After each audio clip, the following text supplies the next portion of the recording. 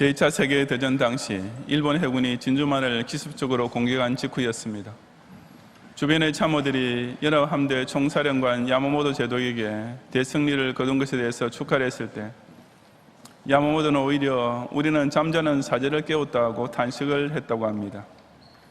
그 이유는 일단 일본군이 미 해군의 주력인 항공모함을 단 한 척도 격심시키지 못한 데다가 또한 이제 미국의 막강한 공업력과 자원이 군수체제로 바뀌게 되면 그 얼마나 무서운 힘을 발휘하게 될지를 자신의 미국 유학 경험을 통해 잘 알고 있었기 때문이었습니다.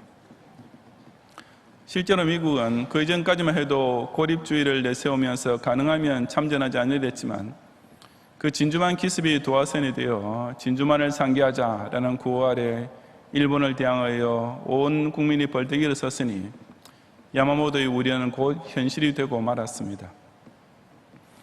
이처럼 어떤 강력한 존재가 그 안에 있던 자리에서 일어서게 되면 그 결과 반드시 무슨 큰일이 벌어지게 되는 것은 바로 본문 2장 13절에서 모든 육체가 여호와 앞에서 잠잠할 것은 여호와께서 그의 거룩한 처소에서 일어나심이니라는 말씀에서도 똑같이 적용됩니다.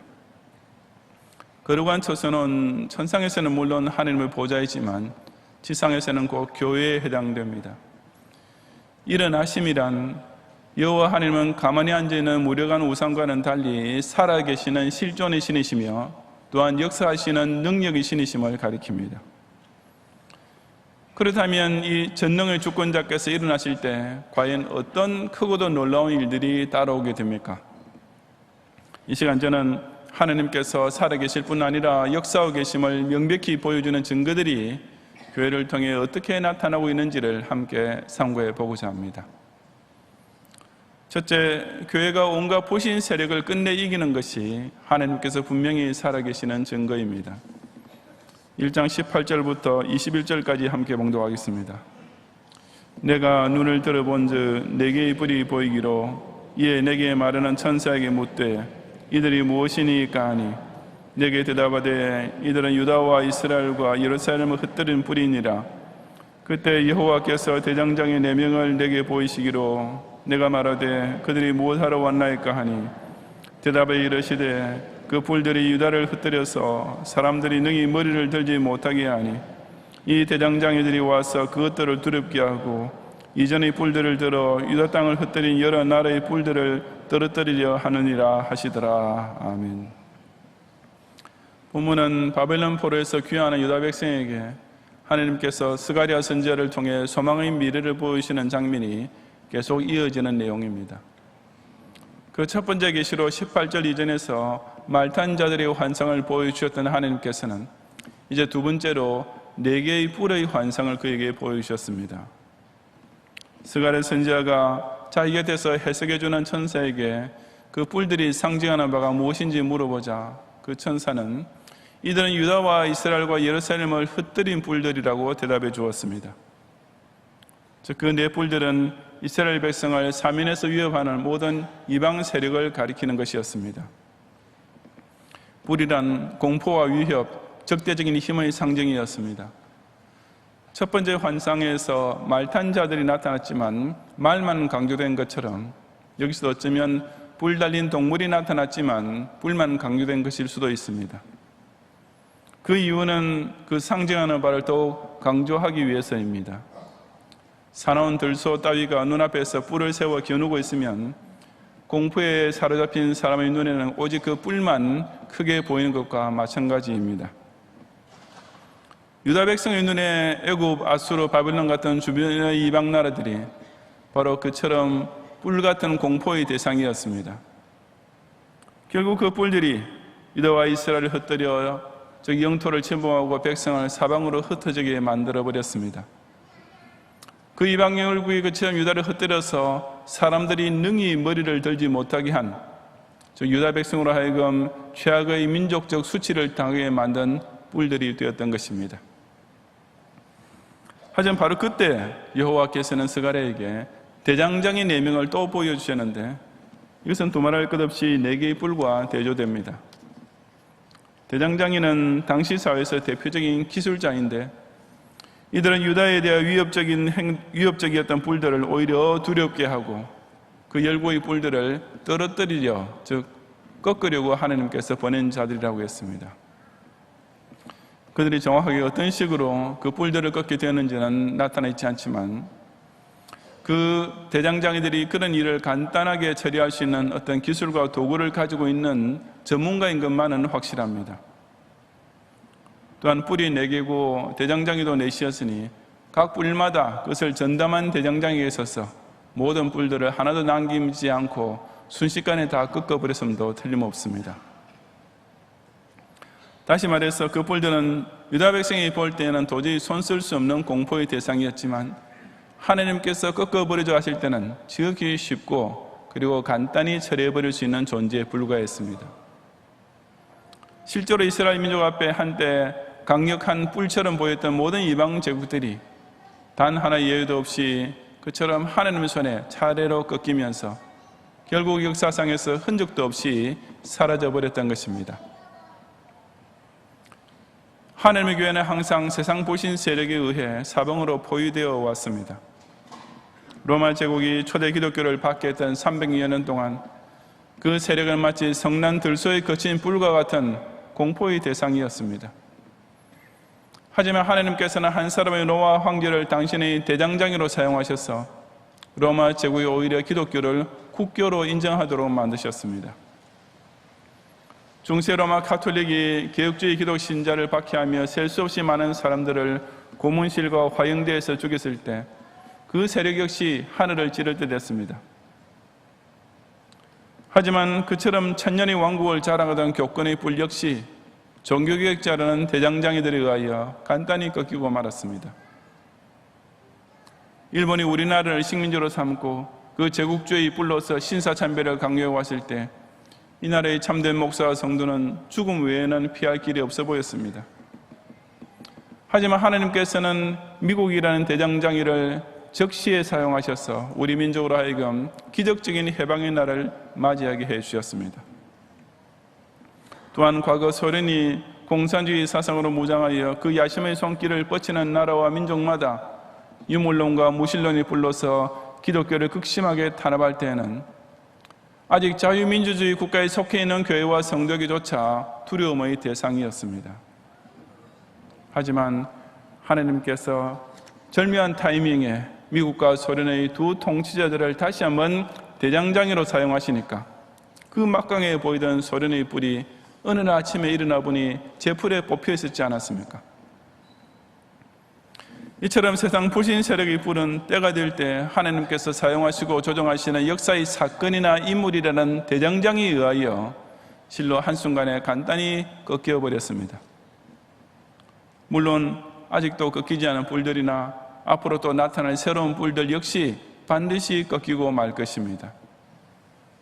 왜냐하면 그때나 지금이나 하나님께서는 교회를 위협하려고 등장하는 뿔들의 숫자와 똑같은 숫자의 대장장이들을 반드시 보내시기 때문입니다.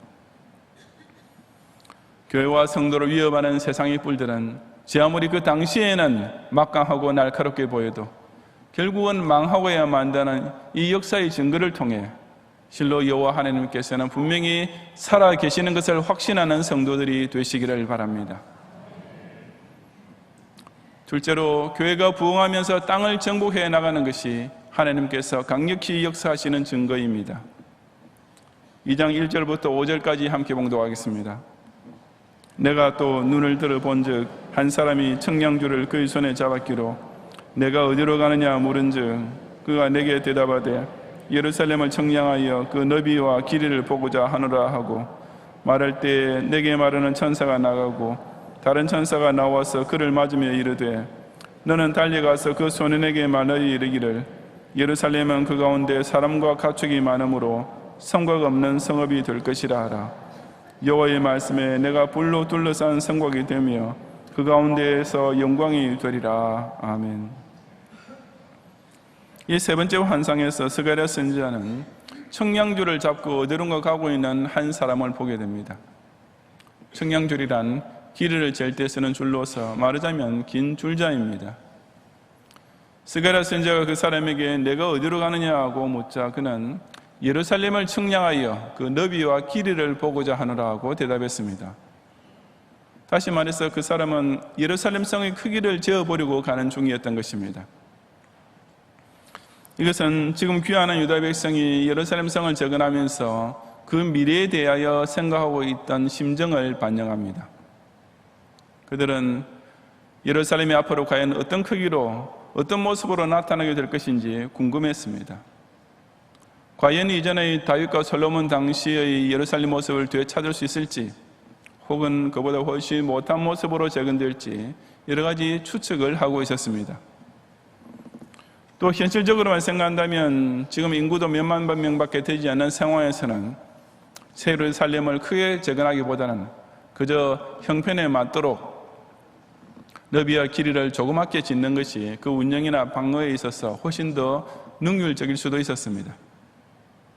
그런 온갖 궁금증, 불안감, 조바심 등이 교차하고 있는 유다 백성의 심정을 바로 그 예루살렘의 너비와 길이를 보고자 청량조를 가져가는 한 사람이 대변해 주고 있는 것입니다. 그렇다면 하나님께서는 그런 유다 백성을 향해 뭐라고 말씀하셨습니까? 이어지는 구절에 내게 말하는 천사가 나가고 다른 천사가 나와서 그를 맞으며 이르되 라고 했습니다. 즉 지금까지 스가랴에게 환상을 해석해 주고 있던 천사가 스가랴 곁을 떠나 예루살렘 쪽으로 나아가자 다른 천사가 나타나서 그 천사에게 너는 달려가서 그 소년에게 말하여 이르기를 이라고 지시를 했습니다. 이 그 소년이란 바로 앞에 나온 청량줄을 잡은 한 사람을 가리킵니다. 그 사람을 소년 혹은 청년이라고 부르고 있는 이유는 유다 백성이 아직 하나님의 뜻을 온전히 깨닫지 못하는 어린아이 같은 수준에서 예루살렘의 미래에 대해 설왕설래하고 있음을 비유합니다. 그런 유다 백성을 향해 하나님께서는 예루살렘은 그 가운데 사람과 가축이 많으므로 성곽 없는 성읍이 될 것이라고 예언해 주셨습니다. 성곽 없는 성읍이란 새 예루살렘이 어떤 길이와 너비를 잴 수 없는 경계선이 없는 도시가 될 것이라는 뜻입니다. 성벽을 쌓아놓으면 그것이 아무리 크다 해도 그 안에 수용할 수 있는 인구에는 결국 한계가 있기 마련입니다. 하지만 미래의 예루살렘은 그처럼 어떤 영역이 정해져 있는 도시, 너무 많은 사람이 찾아오면 받아들일 수 없는 제한적인 도시가 아니라 무한한 발전과 확장만 계속하는 도성이 될 것이라고 하신 것입니다. 비록 성벽이 없어도 조금 더 걱정할 필요가 없는 것은 바로 하나님께서 스스로 불로 둘러싼 성곽이 되어 지켜주시며 또한 그 가운데 영광이 되어 함께 거하실 것이기 때문이었습니다. 이것이 새 예루살렘을 향한 하나님의 계획이었습니다. 사람은 청량조를 잡고 얼마만큼 크게 지으면 될까 하고 그 한계를 생각하고 있을 때 하나님께서는 사람이 잴 수도 없고 상상조차 하지 못했던 무한한 크기의 예루살렘을 계획하고 계셨습니다. 그리고 바로 그 사실을 달려가서 그 소년에게 고하라고 저 예루살렘의 미래를 궁금해하고 있는 유다 백성에게 속히 알려주라고 말씀하셨던 것입니다. 유다 백성이 나중에 실제로 재건했던 역사상의 예루살렘 성은 성곽이 분명히 있었으므로 이 새 예루살렘은 곧 교회를 가리키고 있음이 틀림없습니다. 그 유다 백성처럼 오늘날 우리 역시 교회를 그저 사람의 기준과 판단의 줄로만 지어보기 쉽습니다. 내년에 얼마만큼 교회 예산을 세우면 가장 적당할까? 새로 지는 예배당은 어디에다가 어느 정도 크게 지어야 이 지역사회 복음화에 충분할까? 우리 교단에 속한 교회 숫자와 세계에 파송한 선교사 숫자가 작년에 얼마나 증가했는가? 한국 사회에서의 기독교의 영향력은 과연 얼마나 되는 것일까? 주로 이런 정도의 수준에서만 궁금해하고 나름대로 계획을 세우고들 있는 것입니다. 하지만 하나님께서 당신의 나라를 위해 계획하고 세우고 계시는 새 예루살렘 크기는 실로 엄청난 것임을 잊지 말아야 합니다. 하나님의 계획과 뜻 안에서 이 교회란 그런 사람의 청량줄만 가지고서는 그 너비와 길이를 결코 다 잴 수 없을 만큼 방대합니다. 그것은 끝없이 커지고 확장만 되는 성곽 없는 도성이기 때문입니다.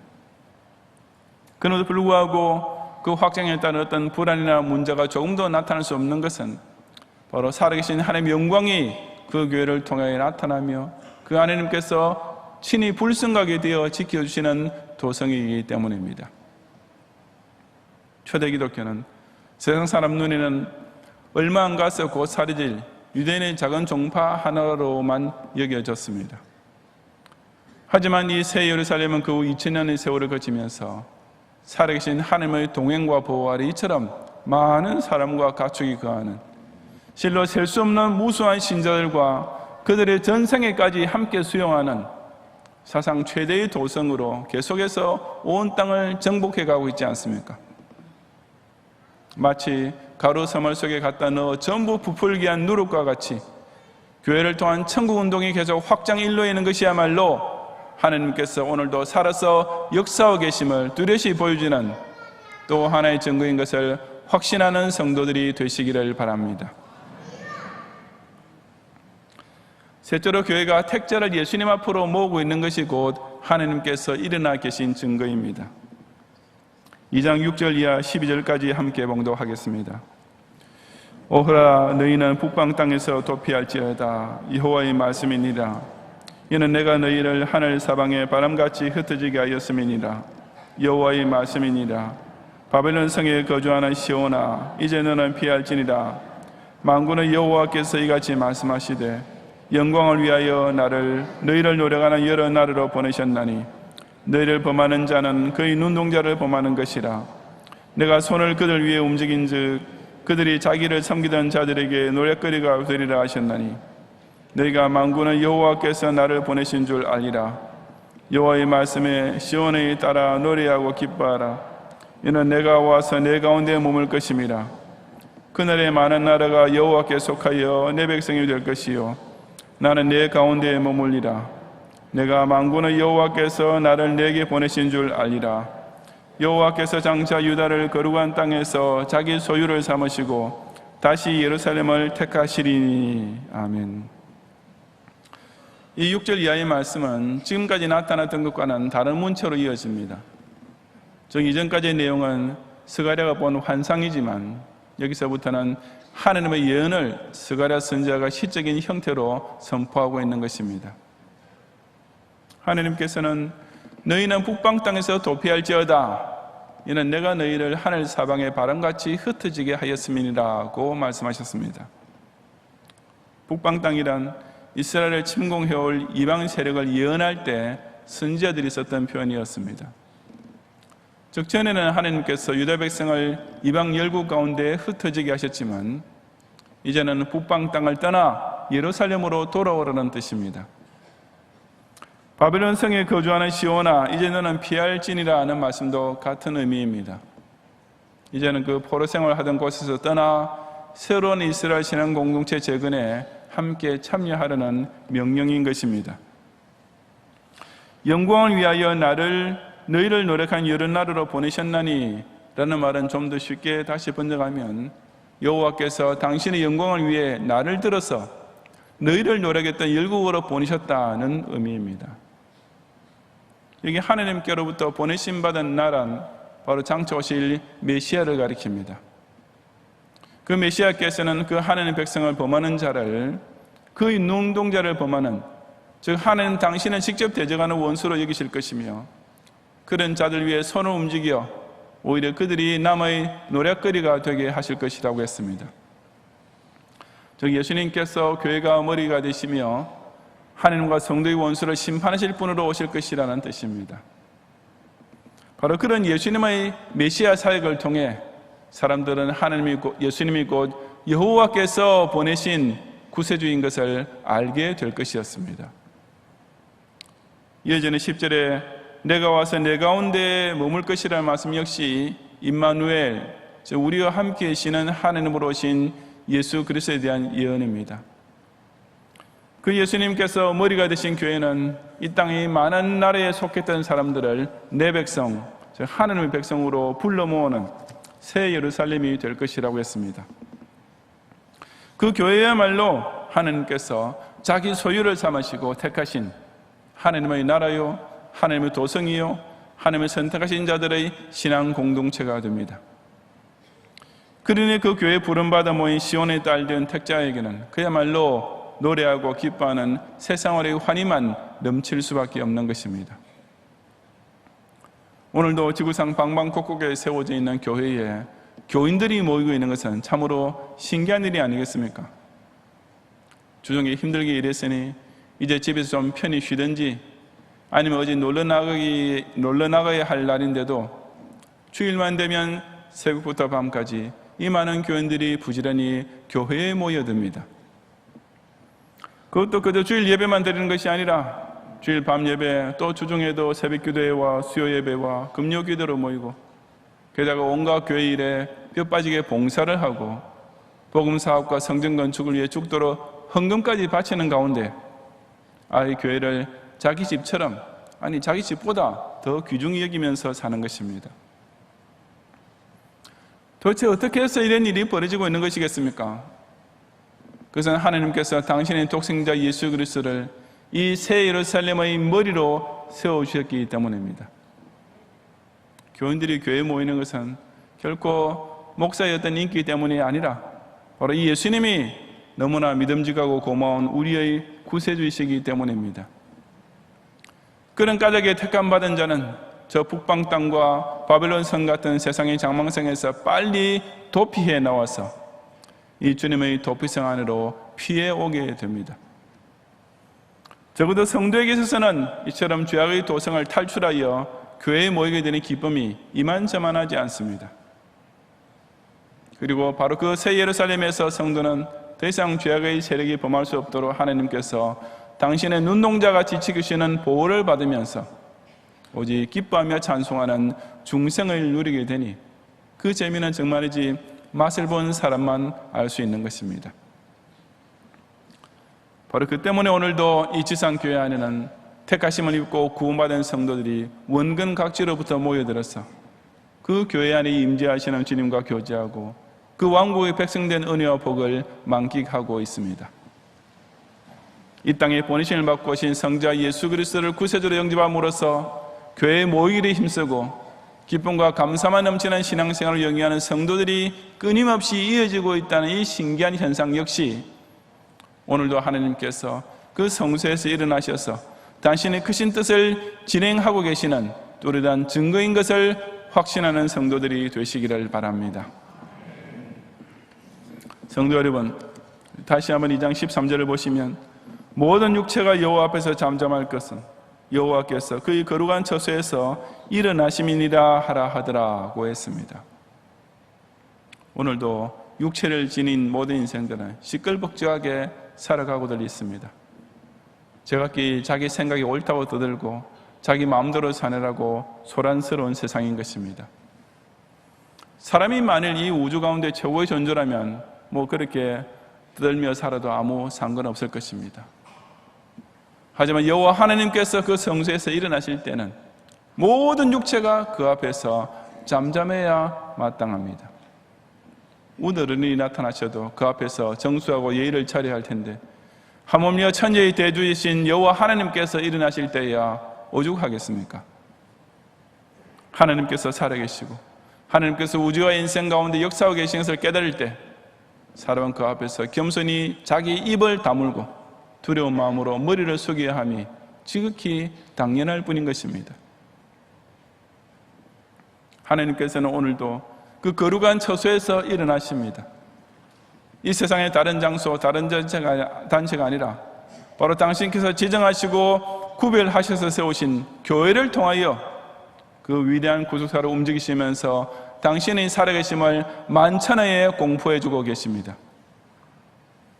교회가 끝내 세상의 부신 세력을 이기게 하시며 하늘의 결시 같은 교회를 세상의 수많은 택자를 품을 수 있는 큰 왕국으로 성장케 하시고 그 택하신 14만 4천인을 한 명도 빠짐없이 예수 그리스도의 이름 아래 교회 안으로 부지런히 모으고 계시는 것, 바로 이 사실이 여호와 하나님은 결코 죽은 우상이나 상상 속의 관념적 신이 아니라 영원전부터 영원 후까지 실존하시고 또한 전지전능으로서 역사하시는 절대 주권자이심을 너무나 뚜렷이 보여주는 증거인 것입니다.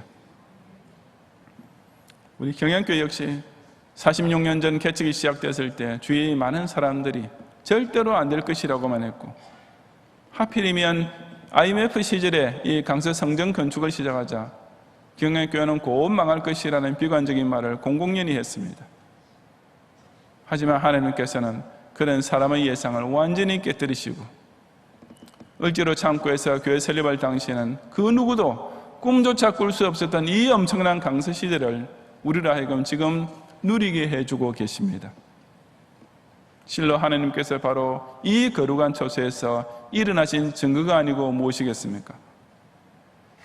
이처럼 하나님의 살아계심과 역사하심을 예수 그리스도께서 머리가 되시는 교회를 통해 확실히 체험함으로써 바로 우리 경양교회를 통해 그 하나님께 앞으로 더 큰 찬양과 영광을 함께 돌리는 성도들이 되시기를 주님의 이름으로 축원합니다.